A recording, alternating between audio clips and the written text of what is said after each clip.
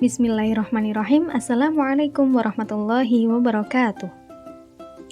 Innal hamdalillah nahmaduhu wa nasta'inuhu wa nastaghfiruh wa na'udzu billahi min syururi anfusina wa min sayyiati a'malina may yahdihillahu fala mudilla lahu wa may yudlil fala hadiyalah. Asyhadu an la ilaha illallah wahdahu la syarikalah wa anna Muhammadan 'abduhu wa rasuluh la nabiyya wa la rasula ba'dah. Rabbi shrah li sadri wa yassir li amri wahlul 'uqdatam min lisani yafqahu qawli, amma ba'd. Perkenalkan, nama saya Erma Rahmawati dari Prodi Hukum Ekonomi Syariah angkatan 20. Di sini saya ingin sedikit menjelaskan tentang perbedaan etika bisnis Islam dan etika bisnis konvensional. Gimana nih, teman-teman udah pada tahu belum perbedaannya dari etika bisnis Islam dan etika bisnis konvensional? Kalau belum, yuk kita bahas bareng-bareng. Nah, sekarang kita masuk nih ke pengertian apa sih yang dimaksud dengan bisnis konvensional? Yuk kita bahas bareng-bareng. Bisnis konvensional merupakan suatu bisnis yang dilakukan dengan cara lama atau konvensional, tanpa memanfaatkan kecanggihan teknologi. Jadi, bisnis konvensional tuh kayak kalau kita ke pasar lah istilahnya. Kita beli langsung sendiri, kita tahu barangnya, gitulah. Sedangkan sekarang kan sudah banyak ya bisnis yang pakai teknologi, dan itu bukan merupakan bisnis konvensional. Lalu, dalam proses manajemen konvensional, ketika seorang manajer dihadapkan dengan suatu masalah, maka cara manajer tersebut dalam mencari solusinya yaitu berdasarkan kepada tindakan-tindakannya yang terdahulu, atau bisa juga dengan kata lain didasarkan pada kejadian-kejadian di masa lalu. Lalu, apa sih yang mendasari proses bisnis konvensional? Ada 4 nih. Yang pertama, motivasi dalam kegiatan berbisnis yang didasari oleh keinginan dunia, tanpa memperhatikan aspek-aspek akhirat. Jadi yang dipikirin cuma dunia aja, cuma keuntungan aja. Terus yang kedua, tidak memiliki pemahaman terhadap bisnis yang halal ataupun yang haram dalam pencarian modal, ataupun dalam proses berbisnisnya, ataupun dalam hal-hal lain dalam praktik bisnis. Kemudian yang ketiga, proses pemasaran bisnis konvensional dengan cara menghalalkan segala cara. Wah, ini sih yang paling serem ya teman-teman. Kalau bisnis menghalalkan segala cara, wah kalau kayak gini caranya bisa memancing peperangan, ya nggak teman-teman? Lalu selanjutnya yang keempat, proses konvensional tidak selalu didahului akad atau perjanjian dalam pelaksanaannya. Jadi bebas aja gitu. Nah, terus sekarang kita udah masuk nih ke bisnis Islam. Pasti teman-teman udah banyak yang tahu deh. Tapi kita bahas aja ya di sini. Bisnis Islam merupakan segala aktivitas dari berbagai institusi yang menghasilkan barang dan jasa yang diperlukan untuk kehidupan sehari-hari. Dan bisa juga diartikan sebagai aktivitas bisnis dalam berbagai bentuk dan jenisnya yang tidak dibatasi jumlah, lalu kepemilikan hartanya, termasuk profitnya. Namun dibatasi dalam cara perolehan dan penyalahgunaan hartanya, yaitu dimaksud di sini ada aturan halal dan haram di dalamnya. Lalu kemudian di sini Islam itu sangat menekankan untuk seluruh umat muslim yang berbisnis wajib untuk memperhatikan aspek kehalalannya, baik dari sisi perolehan maupun pendayagunaan. Nah, terus sekarang prinsip-prinsip bisnis Islam. Kira-kira ada apa aja ya? Ternyata sama loh, ada 4 juga nih prinsipnya. Yang pertama ada customer oriented. Apa sih itu customer oriented? Customer oriented itu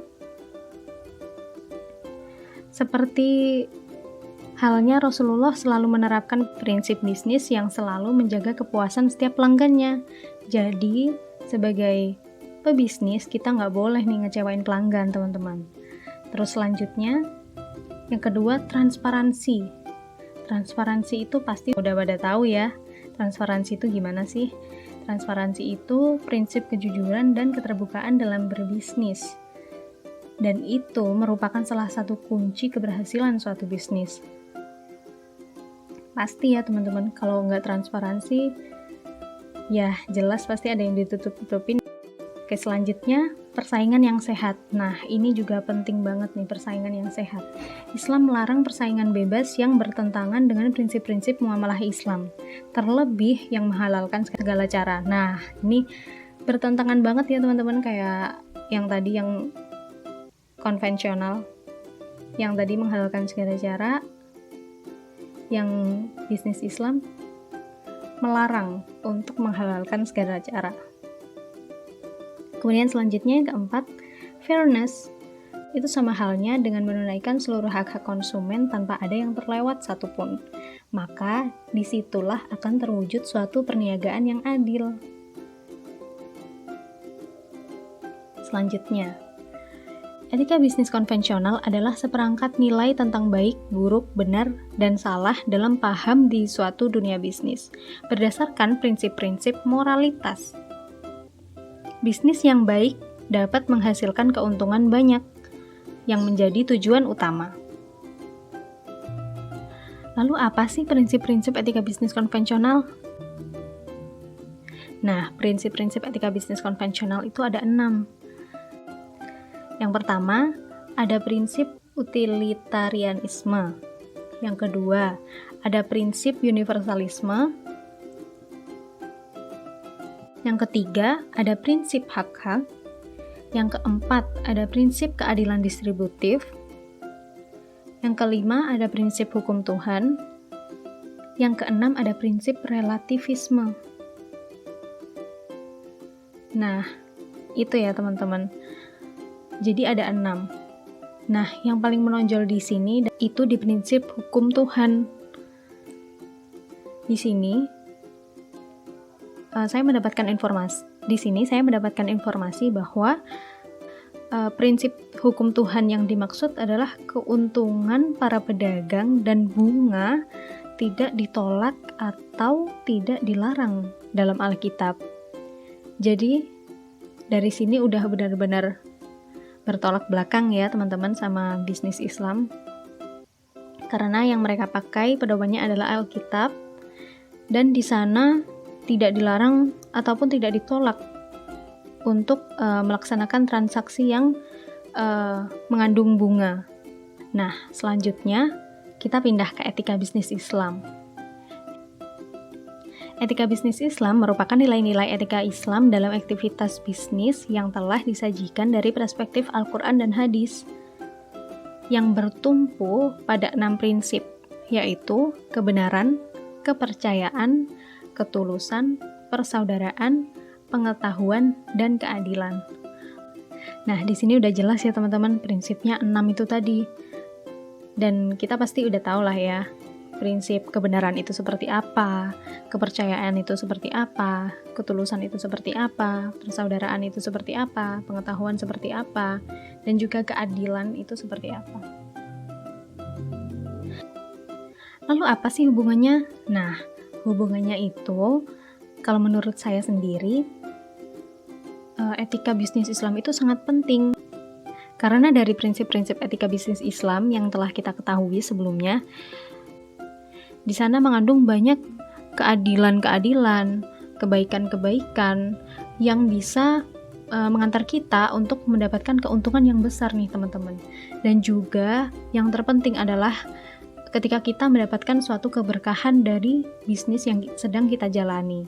Dan juga ketika kita tidak menerapkan etika bisnis, terutama etika bisnis Islam, maka tentu perusahaan yang kita jalani tidak akan lama bertahan, karena akan sangat memungkinkan terjadinya salah paham, lalu kecurangan-kecurangan yang terjadi di dalam perusahaan maupun di luar ketika sudah berhubungan dengan masyarakat. Jadi, baiknya ketika kita membangun sebuah bisnis, hendaknya kita mempraktikkan etika bisnis Islam secara baik dan benar agar kita mendapatkan keuntungan yang banyak serta keberkahan dari Allah Subhanahu wa taala. Mungkin cukup sekian dari saya, kurang lebihnya mohon maaf. Karena kesalahan hanya datang dari saya dan kelebihan hanya datang dari Allah Subhanahu wa taala. Billahi taufiq wal hidayah. Wassalamualaikum warahmatullahi wabarakatuh.